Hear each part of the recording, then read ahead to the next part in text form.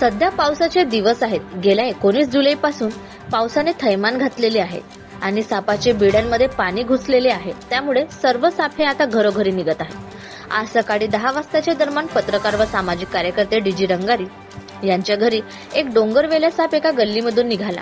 घरचे सर्व लोक घाबरले।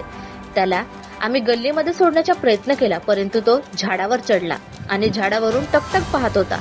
आमच्या घरातील सर्व लोक घाबरले। हातात मोबाईल घेतला आणि सर्पमित्र प्राध्यापक अशोक गायधने यांना फोन केला। आमच्या मित्रांनी ताबडतोब सर्पमित्र युवराज बोबडे व सुरेंद्र राऊत यांना पाठवून 2 सर्पमित्र माझ्या घरी पाठवले। त्यांनी हातात काडी घेतली आणि झाडावरून साप काढला व एका बॅगमध्ये पकडून तिथून एका बरणीमध्ये पकडलं आणि जंगलामध्ये त्यांना सोडून जीवदान दिले। अतिशय चांगला उपक्रम। हे सर्पमित्र चांगलं काम करत आहेत, लोकांची भीती घालवत आहेत आणि सापाचे विविध प्रकार सांगून विषारी व बिनविषारी साप कोणते यांच्या प्रबोधन सुद्धा ते करत आहेत आणि लोकांच्या मनातील भीती काढत आहेत। सापाला मारू नका, सापाला जीवनदान करा, जीवनदान द्या असे ते सांगत आहेत। त्यांच्या या चांगल्या उपक्रमाबद्दल त्यांच्या सगळीकडे कौतुक होते व स्वतःचा जीव धोक्यात घालून दुसऱ्यांचा जीव वाचवून प्राण्यांना जीवदान देत आहेत। त्यांच्याकडे सरकारने लक्ष दिले पाहिजे।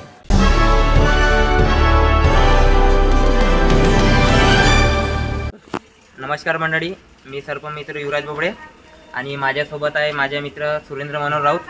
आम्ही गेल्या काही वर्षापासून साप पकडण्याचे आणि त्यांना सुखरूपरित्या जंगलात सोडण्याचे काम करतो आणि आज डीजी रंगारी सर यांनी माहितीनुसार त्यांना आम्हाला कळवलं की घरी साप आहे।